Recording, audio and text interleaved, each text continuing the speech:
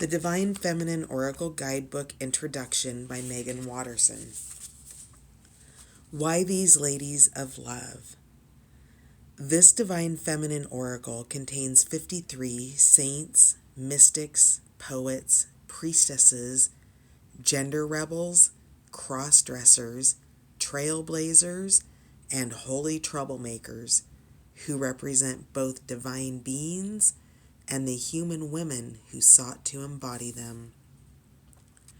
So, for example, I included the Hindu goddess Kali and also the Hindu saint Anandami Ma, said to have been an incarnation of the goddess Kali as divine love.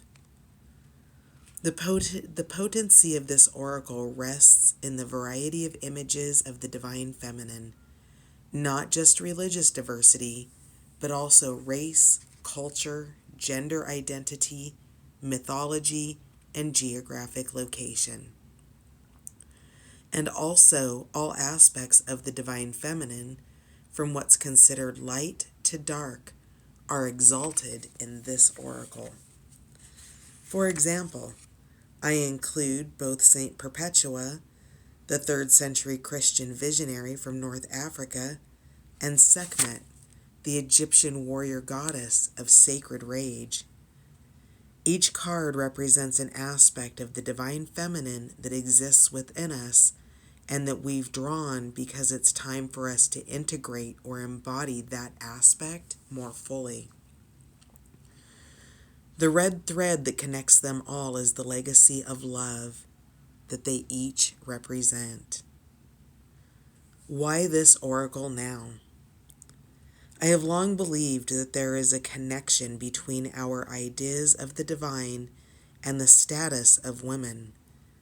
If the divine is understood to be exclusively male and is referred to only as the father, then men and the masculine are of higher stature, while women and the feminine are valued as less than. This imbalance harms us all. There have always been just as many holy ladies as men. We simply haven't lived in a time that holds the feminine and the female as sacred as it holds the masculine and the male. But gratefully, this time has now arrived. This oracle is a form of feminine reparation, repairing our vision and the idea of what it means to be sacred, and reminding us that women give birth to men, and asserting that the feminine is as essential to the world as oxygen or gravity. The feminine is an elemental aspect crucial to every one of us. Why each card meets you eye to eye? This oracle is about the divine and the human, as I believe we are all meant to be both, but we've forgotten. A human being is as significant and as worthy of reverence as an angel or a goddess. Our purpose is the same: to give and receive love. To lend our light in the effort of expanding the amount of love we can embody. Many of us have believed that there's a celestial hierarchy to all things, that power and importance start at the top with the divine, and then below are the angels, and then below them are the humans, and then among us are severe divisions between sex and race and gender and religion.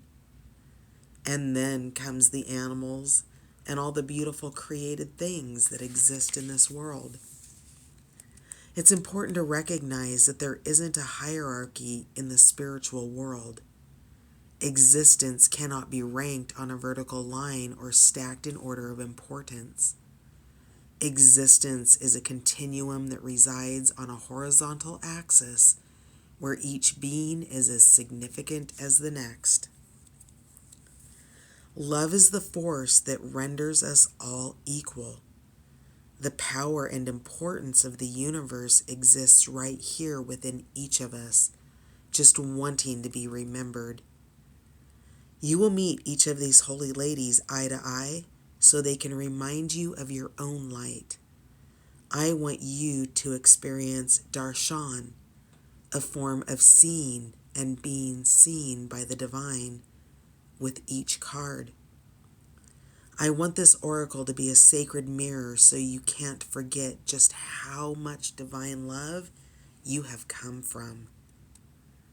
Why I won't tell you how to use this oracle. I have a personal relationship to each of these sacred ladies. They have changed me, and this is what I want most for you as well. I want you to develop your own relationship to them. All these saints and mystics now live inside of me. Their lives of unrelenting courage and unprecedented faith inform me. They are the lineage of love I belong to. So, for example, when I draw Saint Sarah La Kali, I know the message is love. It's about creating more space to welcome love's imminent arrival. I know it's about anchoring even deeper into the love I might be holding in question, or a relationship I'm considering.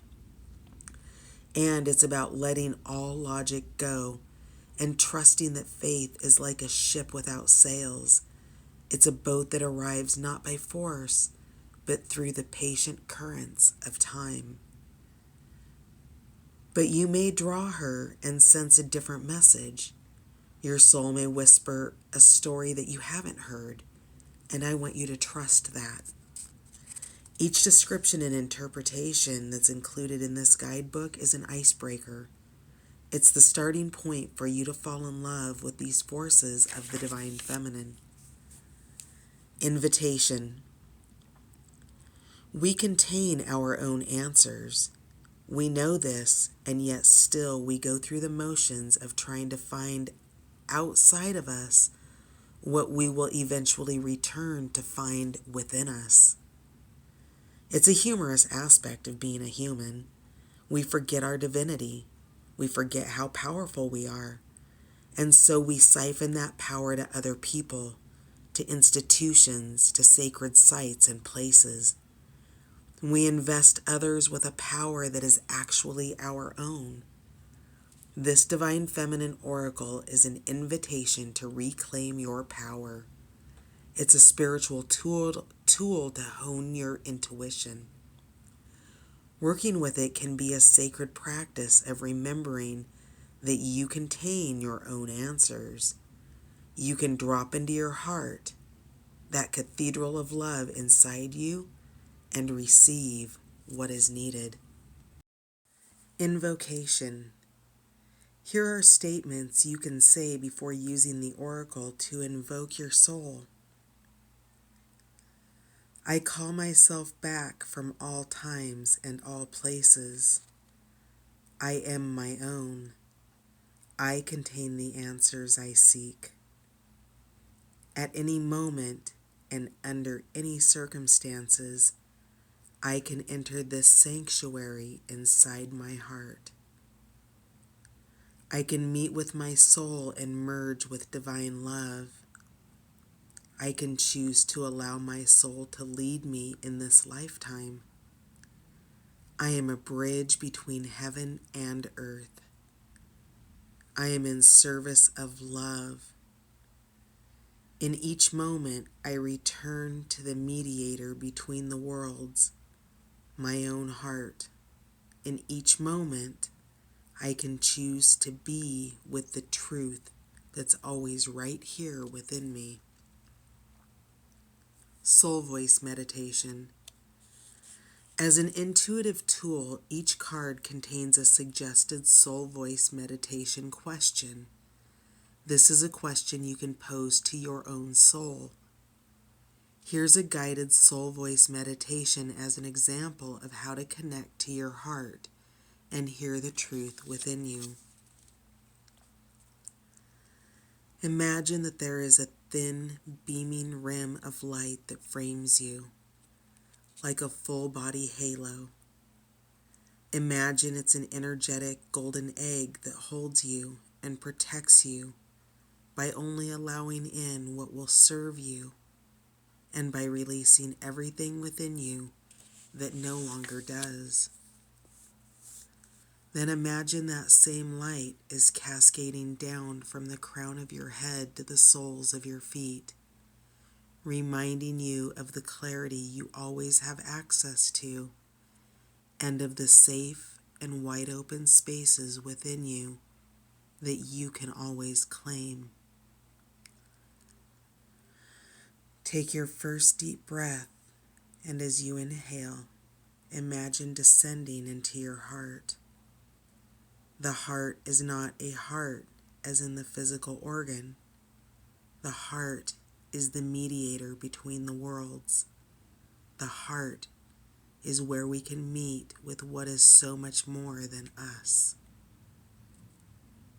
We can connect instantly to those who have passed, to angels, and to spiritual teachers who want to bless us with their love and wisdom.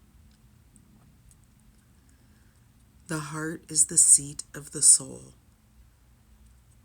We can enter the heart and remember the love we are and the power we hold. Take another deep breath, and as you inhale, know that you are now merging with your soul from within your heart. You are entering the holiest place on earth to merge with the essence of who you are, the soul. Know that there are many ways to hear the soul, through vision, through voice, and through pure emotions. Pay attention to how you feel as you begin to ask the question your card suggests. Let the question lead you to your other questions. Be curious. Curiosity is a form of compassion. The soul always leaves you feeling expansive, even if you hear something that scares you. If you feel constricted, kiss your ego goodbye. The ego lives in linear time, and it's so useful for grocery shopping and making sure that your kid gets picked up after school. But the ego doesn't serve us if it's loudly demanding we follow fear rather than love. Gently and lovingly, just let the soul announce itself. The soul lives in the kairos, or soul time, divine time. The soul does not give a hot damn when we do what we've come here to do, or what exactly it is we do. The soul cares infinitely, though, about the energy in which we do everything. The frequency of love is what transforms, and this is the soul's only concern. Take your third deep breath, and as you inhale, give gratitude for the answers you have heard or felt or witnessed. Give gratitude even if all you got was a few moments of absolute stillness. The answers will come. They always do. They just might arrive in unexpected ways.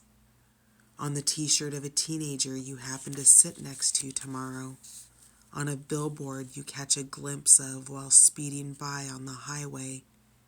In a sign that you turn on and register instantly is the answer you asked for in the meditation.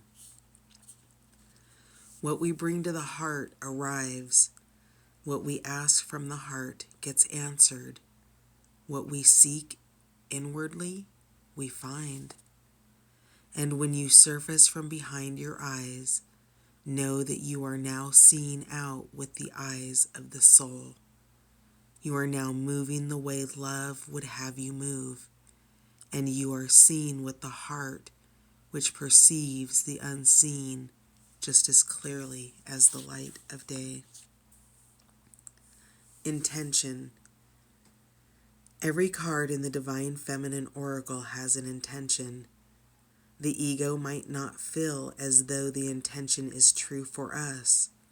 For example, the intention that accompanies Mary Magdalene's card reads, "I am the bridge between heaven and earth. I am fully human and fully divine." This might not feel like a conscious reality for you at the time you draw it.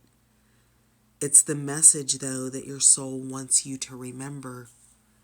Or if it doesn't resonate, create an intention that the lady you have drawn inspires you to repeat. Intentions are prayers. We repeat an intention to embody its frequency.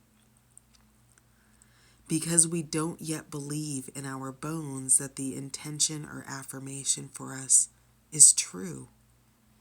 Repeat the intention like a mantra, as if it's sacred medicine. Its purpose is to allow you to return to that part of you that never forgot its truth. My intention is that this oracle strengthens your capacity to hear your soul, that it reminds you of just how vast and varied the divine feminine has always been, and that it connects you with the fierce love that exists within you, that is you, and that can only ever expand.